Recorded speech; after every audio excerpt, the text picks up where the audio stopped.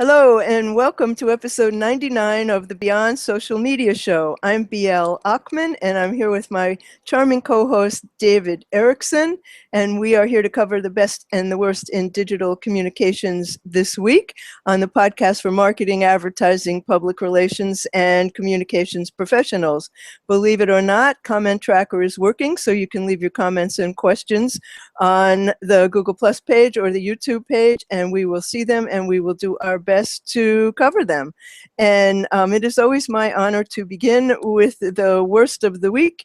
And the BBC reported that Queen Elizabeth was dead, which of course caused a bit of a panic. BBC reporter Amin Khwaja tweeted that Queen Elizabeth II was undergoing treatment at a hospital, which was true, and then tweeted that the Queen had died, leading several news organizations and other Twitter users to parrot her message, followed, of course, by the usual apologies and probably blaming an intern. But someone sent me an email this week about Queen Elizabeth and how far back she goes. And oh my God, she has been with every American president since Truman, because she became the Queen when she was 24 years old, and she's, what, 110 now. So, Dave, give us one of yours. Unmute. Whoops. I mean, I understand how that happens. You have a celebrity who's getting old and they're going to die sometime. So you got to prepare for it as a news organization. Apparently, they're going through the motions of practicing and inadvertently tweeted. So, whoops. My big one is this. So we had a massive data breach that could affect every U.S. agency. There's a hack on a federal, this is from an AP story. There's a hack on the Office of Personnel Management and the Interior Department. The Office of Personnel Management, of course, is basically the HR department for the federal government, and they conduct more than 90% of investigations.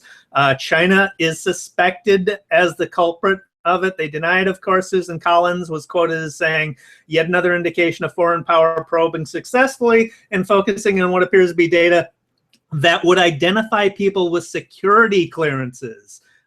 So again, it could potentially affect every federal agency.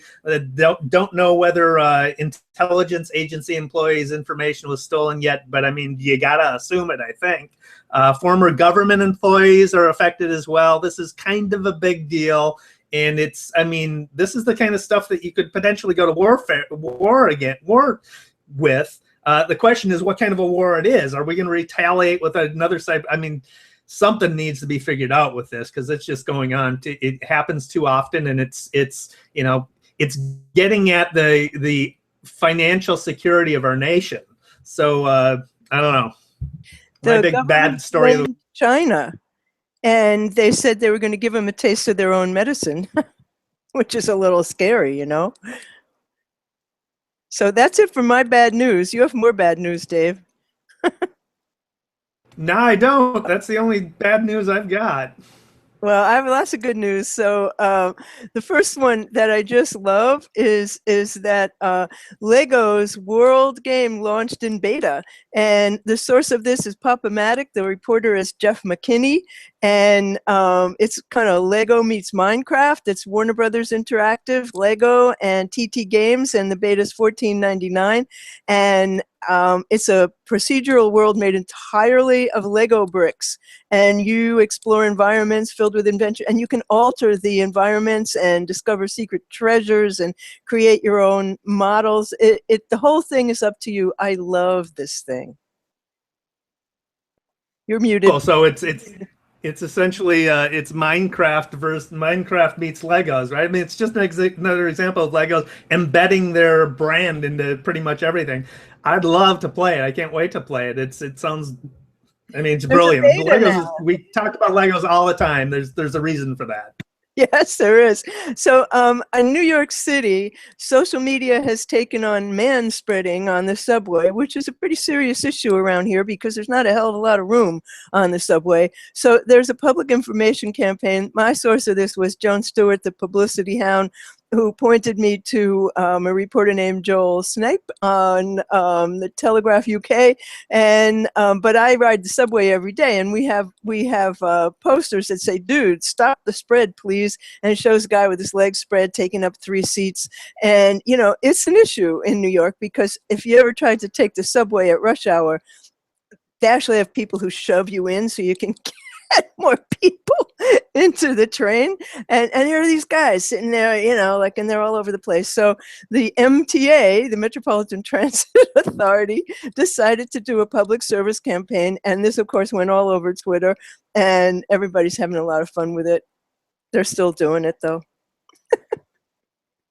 It's just gross. So I take the bus to work every day, and I haven't really noticed. I probably will now all the time, this manspreading phenomena. But the elaborate things people go to keep other people from sitting with them.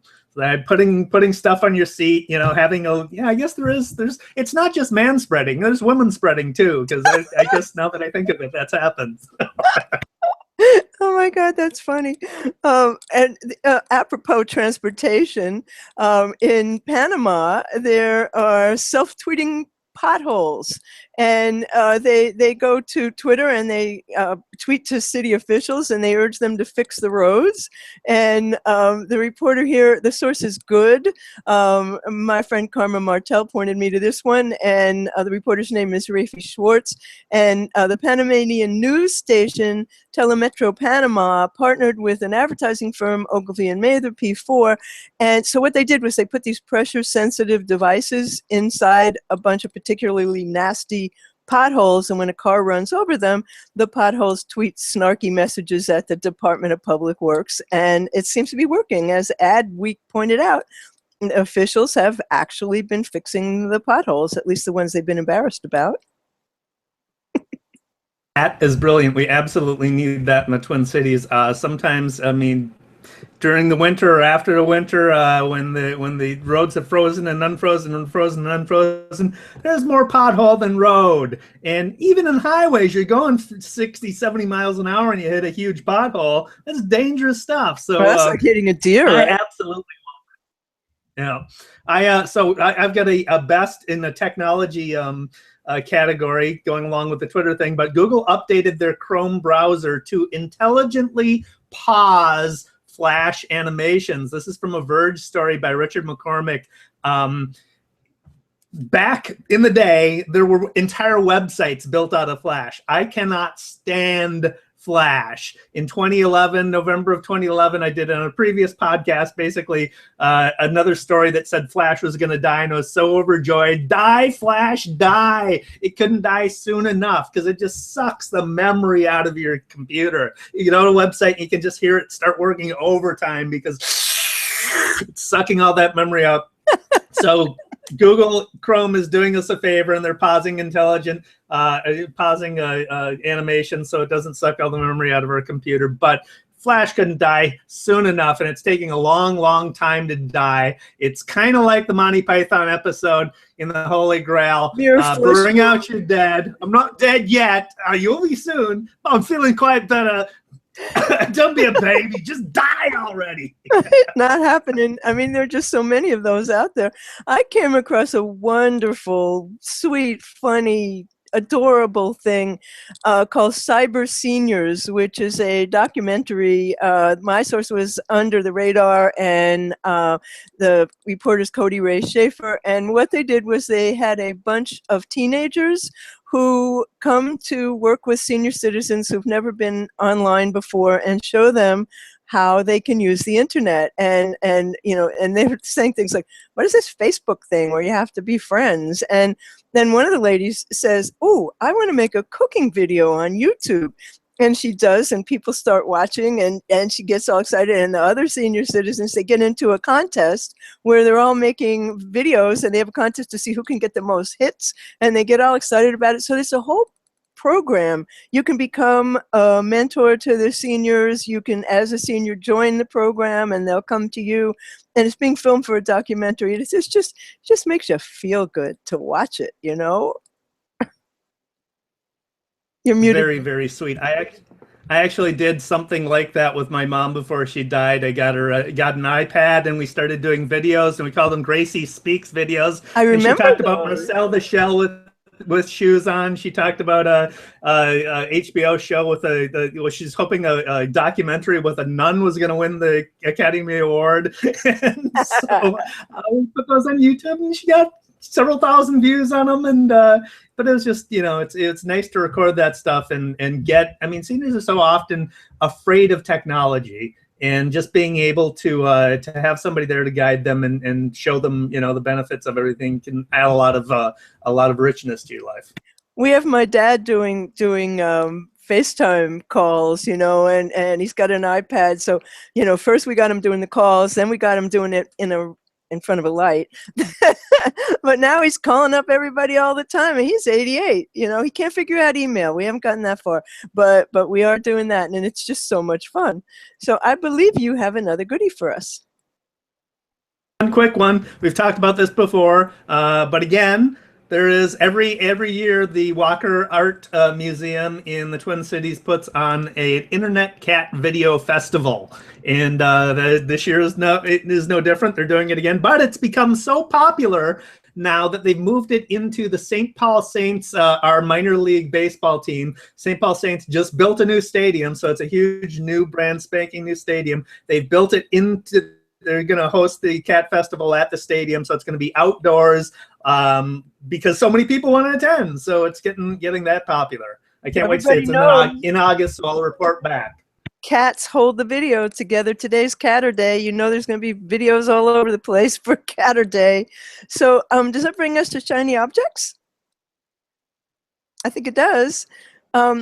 The one that I love and I want this one. GoPro launches a Budget Hero LCD camera for $300, and it is fabulous. It can record video at 1080p and 720p, as well as 5 frames per second of stills. It has a higher specification than other entry-level Hero cameras, and it has no viewfinder, but it has a built-in touchscreen that serves as viewfinder and monitor, as well as control surface, and it's waterproof, and it fits most GoPro mounts.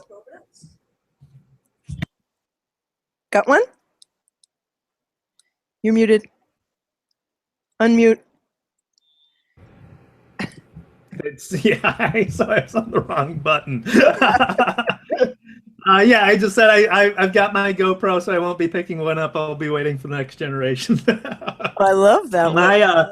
My shiny new object is Twitter Insights. So you touched on this last week, I think, right?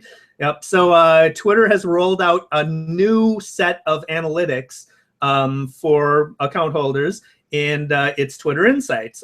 This is from a Twitter post from Twitter by Andrew Bragdon, and it offers insights on your followers. So you can get your followers' demographics, age, gender, education, income, marital status, occupation, their lifestyle interests, TV genres they're interested in, their purchase behavior, so past purchase behavior, their buying style. So they like premium brands or quick and easy. Their mobile behavior, and then you can compare your followers versus Twitter as a whole, or versus your organic audience, which I can't quite get a specific definition of, but I think means the audience that you reach with your tweets organically beyond your own followers. That's sort of what I read that as. The data comes from Datalogic and Axiom, so they've licensed data from those companies for demographic and lifestyle behavior information. So that's very cool. And then lastly, my second shiny new stuff is Firefox's update to their browser has a distracted viewing button now. This is from a TechCrunch article by Frederick Lardenois. Sorry if I mangled your name there, Frederick, but basically once you update your Firefox browser up in the address bar to the right, you'll see a little book, and you click on that, and it takes away everything except the article. So you can just focus on reading the article, and it takes away all the ads and all the sidebar stuff, and it's just the content. So it's very nice. That's a pretty significant change for Twitter analytics. You know, I've been using Stat Social for years, and it's a very expensive program, but it's really amazing. I mean, it tells you what you want to know is not just Twitter, though. Stat Social tells you across 60 channels on the internet. And so what you want to know about all of this is where your followers' attention is focused, so that you know what type of content to send their way. So if you know that, you know, a lot of 20% of your followers are into cooking, then you want to mention cooking in your tweets, and you know, you want to engage with people in the things that have their interest. But that's a fascinating change for Twitter. I have another one. It's not an app, but it's 65 awesome free public domain photo, images, and sites by Shay Baxter. And hat tip to Joan Stewart, because Joan Stewart sent me that one. And that brings us, I guess, to projects. And I have a post appearing on the Innovair Communications blog this week about Twitter's results now appearing in Google search, and 7 tips for nonprofits, because many of them unfortunately tend to tweet, you know, donate now and repeat tweets. And so there are tips in there for how to make sure that what shows up in Google search is something that might lead people to your site. And Worth to read. Lots of good advice in that piece, especially the part of Twitter trends all of a sudden becomes a lot more important, paying attention to what's trending and whether you have something to say on that, tweeting about that, because it's going to end up beyond Twitter. Absolutely. And news. I haven't had the chance to test it with news stories, but I do see that the tweets, you know, come in a carousel where you can, if the account is tweeting frequently, all of their recent tweets will be visible on Google. And on my own results, my tweets are coming up second in search, which they never did that before. You know, my blog comes up first, and then my tweets, and then LinkedIn. So that's pretty significant for brands, and of course for nonprofits, because a lot of them need a lot of help. So that brings us to your daily numbers. And you're muted. Dave, unmute. Apple dominating share of TV everywhere viewing. So TV everywhere is basically what it sounds like, being able to watch TV shows online, on mobile devices, through Netflix, etc., blah, blah, blah. So this is a breakdown from Adobe Digital Index, and Apple is dominating. So in 2014, iOS accounted for 43% of the TV everywhere viewing share. By 2015, that rose to 47%. Connected TVs in 2015 account for 24%. Android accounts for 15%, and the browser itself accounts for 14%. Last year, the browser accounted for 36%. So I think the mobile viewing is taking a big chunk out of that. I just got, you know, iPhone 6 Plus, and I'm watching a lot more video on it because of the bigger screen. So that's something to watch. It's interesting. I found it a little surprising that Apple is dominating so much, but there you go.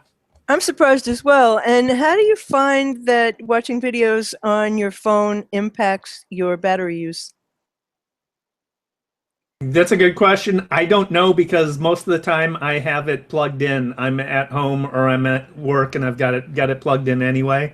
So you know, I don't know. This is a big issue. This week I was with a friend, and we were just walking around in the city, and we happened upon a movie shoot. And as you know, since you have the phone, the camera on this phone is mind-blowing, and the shutter speed is incredible. So I shot, I don't know, maybe 100 photos. I get home and my battery's down to like 20%.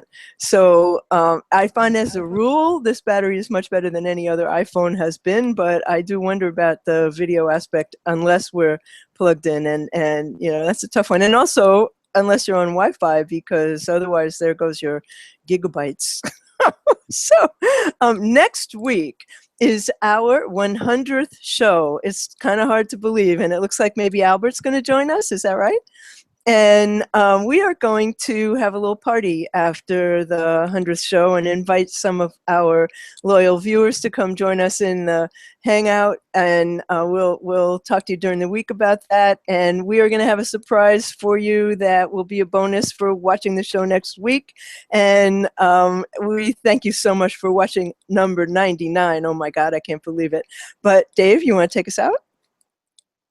Indeed, and yeah, join us next week. It's going to be great. Thanks for watching episode 99, though, of the Beyond Social Media Show. We'll have the links, obviously, to the show on beyondsocialmediashow.com/99. Let us know what you think of the show by leaving us a review. You can do that at beyondsocialmediashow.com/love. I am David Erickson. You can find me at D Erickson on Twitter. My blog is e-strategyblog.com. I also blog at our agency blog at creativepr.com/blog. BL you can find on Twitter at What's Next. Her blog is what'snextblog.com. She is the CEO of maximum-plus.com. Hire her there for all things Google Plus and video.